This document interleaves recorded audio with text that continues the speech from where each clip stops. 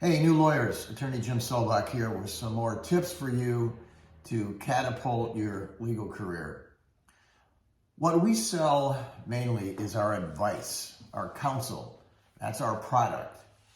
And you're going to find that as you begin your practice, people are going to ask you to give your product to them.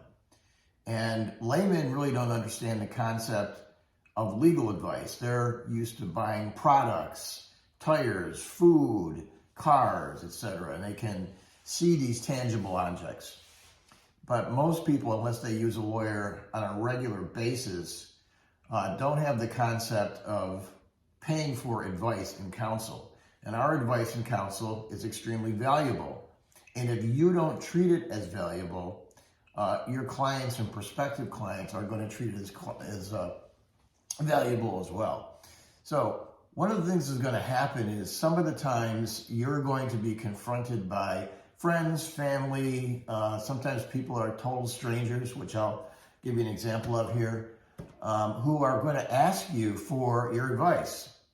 And it can be a tricky situation because, especially if it's somebody that you know, it can present an awkward situation. In addition, sometimes they're going to ask you for your advice and you know the answer. And that becomes difficult because the tendency is to try to, you want to help people, so you're going to give them your advice. You know your advice is correct, but don't do that. So for example, here, I got a letter unsolicited from some prisoner in some prison here in New York. And he doesn't know me. He writes to me with this kind of complicated situation involving the IRS. I happen to know what the answer to this is, and he ends his letter by saying, "Do you have any pro bono advice for me?" Well, the answer is no, I don't. Number one, I would never counsel or advise someone unless I was meeting with them personally. And number two, no, I don't give out my advice unless I decide to. Do I do pro bono work? Of course, most lawyers do. But you're going to be confronted with someone in a party or at a social event, and they're going to say, "Hey, I know you're a lawyer."